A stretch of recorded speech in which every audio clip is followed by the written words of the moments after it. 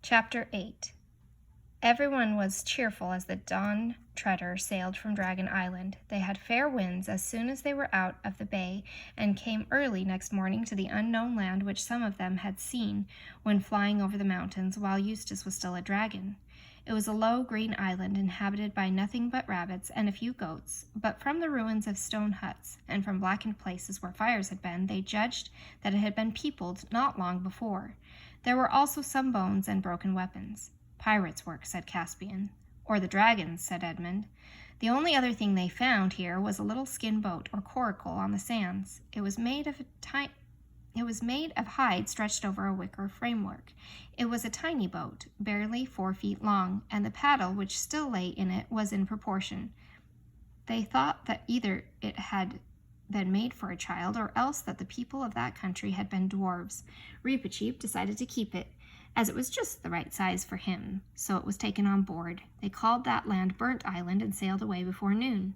For some 5 days they ran before a south-southeast wind, out of sight of all lands and seeing neither fish nor gull. Then they had a day that rained hard till afternoon. Eustace lost 2 games of chess to Reepicheep and began to get like his old and disagreeable self again, and Edmund said he wished they could have gone to America with Susan. Then Lucy looked out of the stern windows and said, "Hello, I do believe it's stopping. And what's that?" They all tumbled up to the poop at this, and found that the rain had stopped, and that Drinian, who was on watch, was also staring hard at something astern, or rather at several things. They looked a little like smooth, rounded rocks, a whole line of them with intervals of about 40 feet in between. "But they can't be rocks," Drinian was saying, "because they weren't there 5 minutes ago." "And one's just disappeared," said Lucy. "Yes, and there's another one coming up," said Edmund. "And nearer," said Eustace. "Hang it," said Caspian, "the whole thing is moving this way." "I'm moving a great deal quicker than we can sail, sire," said Drinian. "It'll be up with us in a minute." They all held their breath, for it is not at all nice to be pursued by an unknown something either on land or sea. But what it turned out to be was far worse than anyone had suspected. Suddenly, only about the length of a cricket pitch from their port side, an appalling head reared itself out of the sea. It was all greens and vermilions with purple blotches, except where shellfish clung to it, and shaped rather like a horse's, though without ears. It had enormous eyes made for staring through the dark depths of the ocean, and a gaping mouth filled with double rows of sharp, fish-like teeth. It came up on what they first took to be a huge neck, but as more and more of it emerged, everyone knew that this was not its neck, but its body, and that at last they were seeing what so many people have foolishly wanted to see, the great sea serpent. The folds of its gigantic tail could be seen far away, rising at intervals from the surface, and now its head was towering up higher than the mast. Every man rushed to his weapon, but there was nothing to be done. The monster was out of reach. "Shoot! Shoot!" cried the master bowman, and several obeyed, but the arrows glanced off the sea serpent's hide as if it was iron-plated. Then, for a dreadful minute, everyone was still, staring up at its eyes and mouth and wondering where it would pounce. But it didn't pounce. It shot its head forward across the ship on a level with the yard of the mast. Now its head was just beside the fighting top. Still it stretched and stretched till its head was over the starboard bulwark. Then down it began to come, not onto the crowded deck, but into the water, so that the whole ship was under an arch of the serpent. And almost at once that arch began to get smaller. Indeed, on the starboard of the sea serpent was now almost touching the Dawn Treader's side. Eustace, who had really been trying very hard to behave well till the rain and chess put him back, now did the first brave thing he had ever done. He was wearing a sword that Caspian had lent him. As soon as the serpent's body was near enough on the starboard side, he jumped on to the bulwark and began hacking at it with all his might. It is true that he accomplished nothing beyond breaking Caspian's second-best sword into bits, but it was a fine thing for a beginner to have done. Others would have joined him if at that moment Reepicheep had not called out, "Don't fight! Push!" It was so unusual for the mouse to advise anyone not to fight that even in that terrible moment every eye turned to him. And when he jumped up onto the bulwark forward of the snake and set his little furry back against its huge, scaly, slimy back,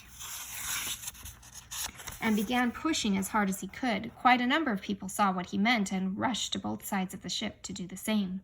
And when a moment later the sea serpent's head appeared again, this time on the port side and this time with its back to them, then everyone understood. The brute had made a loop of itself round the Dawn Treader and was beginning to draw the loop tight.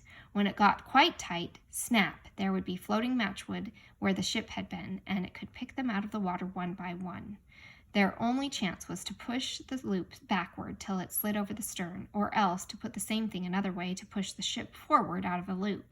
Reepichoop alone had, of course, no more chance of doing this than lifting up a cathedral, but he had nearly killed himself with trying before the others shoved him aside.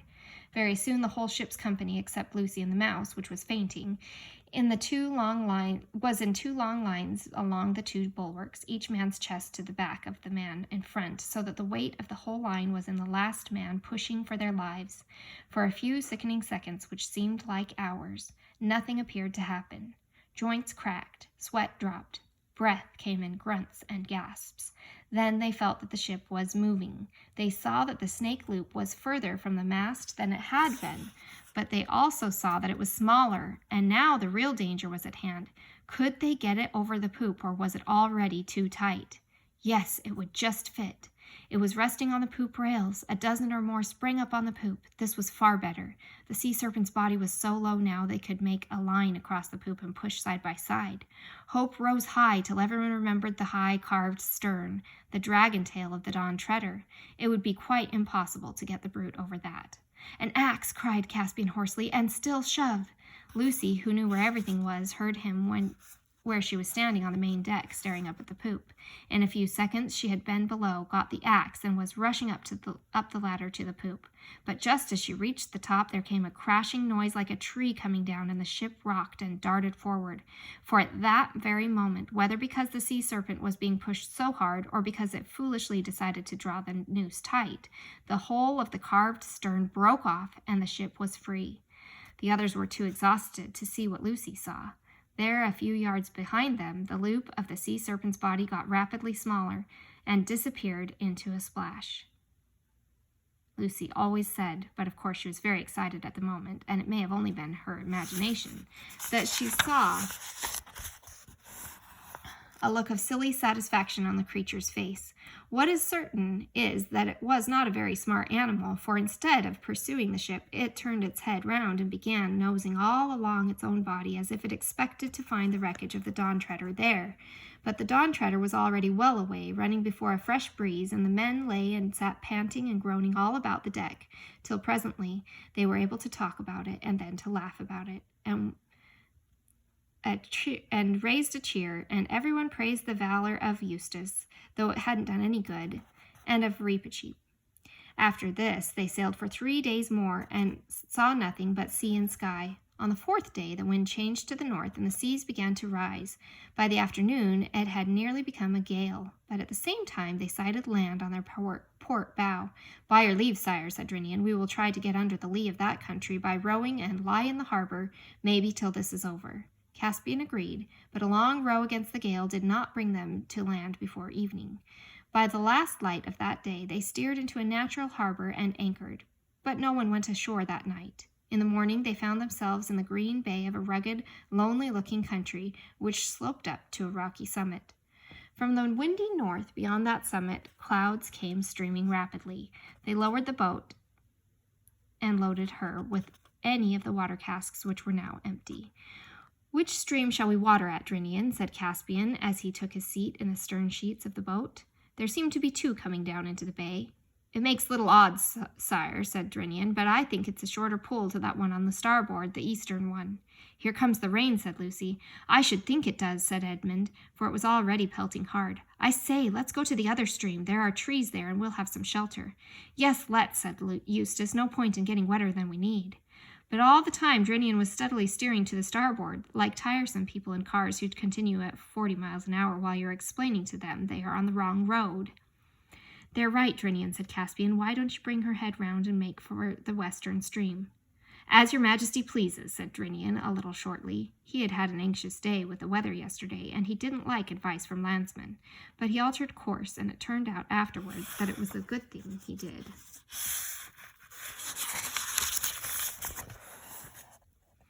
By the time they had finished watering, the rain was over, and Caspian, with Eustace, the Pevensies, and Reepicheep, decided to walk up to the top of the hill and see what could be seen. It was a stiffish climb through the coarse grass and heather, and they saw neither man nor beast except seagulls. When they reached the top, they saw that it was a very small island, not more than 20 acres, and from this height the sea looked larger and more desolate than it did from the deck, or even the fighting top of the Dawn Treader. "Crazy, you know," said Eustace to Lucy in a low voice, looking at the eastern horizon, "sailing on and on to that, with no idea of what we may get to. But he only said it out of habit, not really nastily as he would have done at one time. It was too cold to stay long on the ridge, for the wind still blew freshly from the north. "Don't let's go back the same way," said Lucy as they turned. "Let's go along a bit and come down by the other stream, the one Drinny wanted to go to." Everyone agreed to this, and after about 15 minutes, they were at the source of the second river. It was a more interesting place than they had expected. A deep little mountain lake, surrounded by cliffs, except for a narrow channel on the seaward side, out of which the water flowed. Here at last they were out of the wind, and all sat down in the heather above the cliff for a rest. All sat down but one. It was Edmund, jumped up again very quickly. "They go in for sharp stones on this island," he said, groping about in the heather.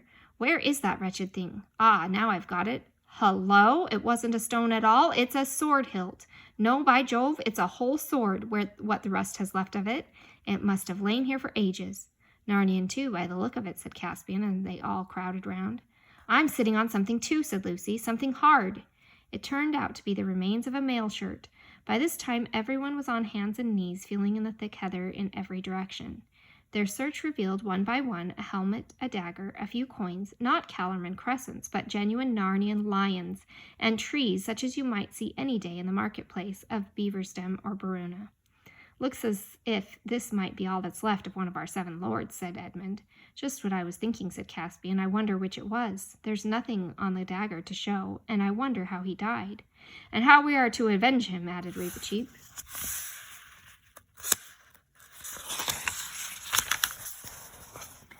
Edmund, the only one of the party who had read several detective stories, had meanwhile been thinking.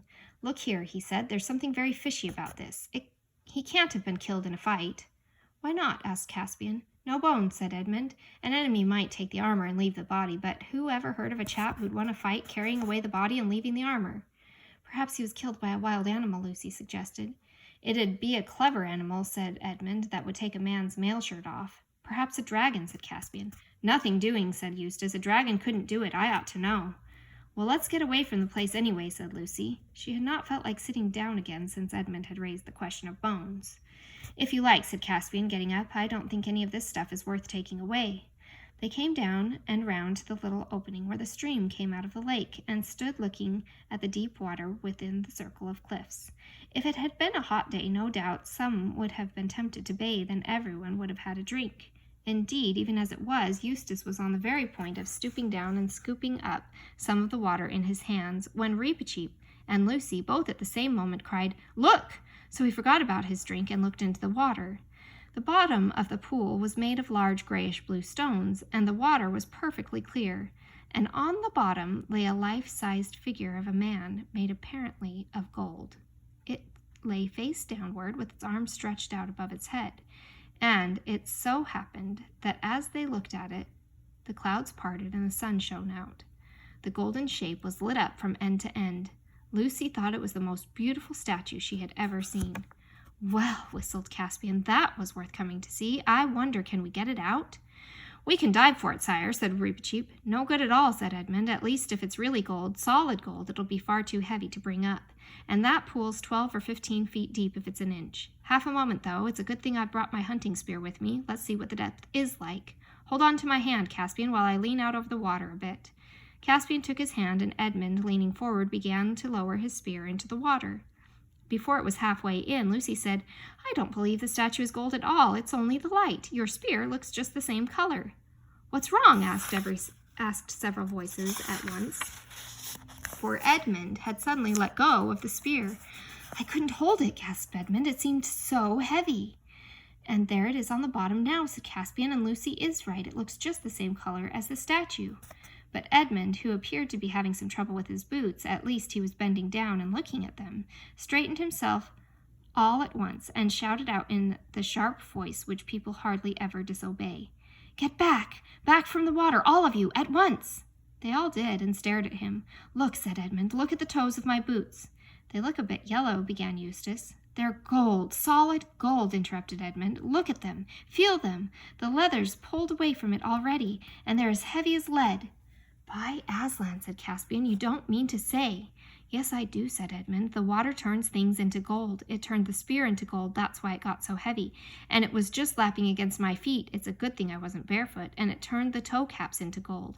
And that poor fellow on the bottom, well, you see." "So it isn't a statue at all," said Lucy in a low voice. "No, the whole thing is plain now. He was here on a hot day. He undressed on top of the cliff where we were sitting. The clothes have rotted away or been taken by birds to line nests with. The armor's still there. Then he dived in and—" "Don't," said Lucy. "What a horrible thing." "And what a narrow shave we've had," said Edmund. "Narrow indeed," said Reepicheep. "Anyone's finger, anyone's foot, anyone's whisker, or anyone's tail might have slipped into the water at any moment." "All the same," said Caspian, "we may as well test it." He stooped down and wrenched up a spray of heather. Then, very cautiously, he knelt beside the pool and dipped it in. It was heather that he dipped. What he drew out was a perfect model of heather, made of the purest gold, heavy and soft as lead. "The king who owned this island," said Caspian slowly, and his face flushed as he spoke, "would soon be the richest of all the kings in the world. I claim this land forever as a Narnian possession. It shall be called Goldwater Island, and I bind all of you to secrecy. No one must know of this, not even Drinian, on pain of death, do you hear?" "Who are you talking to?" said Edmund. "I'm no subject of yours. If anything, it's the other way round. I'm one of the 4 ancient sovereigns of Narnia, and you are under allegiance to the High King, my brother." "So it has come to that, King Edmund, has it?" said Caspian, laying his hand on his sword hilt. "Oh, stop it, both of you," said Lucy. "That's the worst of doing anything with boys. You're all so swaggering and bullyish. Oh!" Her voice died away into a gasp, and everyone else saw what she had seen. Across the gray hillside above them, gray, for the heather was not yet in bloom, without noise and without looking at them, and shining as if he were in bright sunlight, though the sun had in fact gone in, passed with a slow pace the hugest lion that human eyes had ever seen. In describing the scene, Lucy said afterward, "He was the size of an elephant," although at another time she only said, "the size of a cart horse." But it was not the size that mattered. Nobody dared ask what it was. They knew it was Aslan. And nobody ever saw how or where he went. They looked at one another like people waking from sleep. "What were we talking about?" said Caspian. "Have I been making a fool of myself?" "Sire," said Reepicheep, "this is a place with a curse on it. Let's get back on board at once, and if I might have the honor of naming this island, I should call it Deathwater." "That strikes me as a very good name, Reep," said Caspian, "although now that I come to think of it, I don't know why. But the weather seems to be settling, and I dare say Drinian would like to be off. What a lot we shall have to tell him." But in fact, they had not much to tell, for the memory of the last hour had all become confused. "Their Majesties all seemed a bit bewitched when they came aboard," said Drinian to Rince some hours later, when the Dawn Treader was once more under sail and Deathwater Island already below the horizon. "Something happened to them in that place. The only thing I could get clear was that they think they'd found the body of one of these lords we're looking for." "You don't say so, Captain," answered Rince. "Well, there's 3. That's 3, only 4 more. At this rate, we might be home soon after the new year, and a good thing, too. My backie's running a bit low. Good night, sir."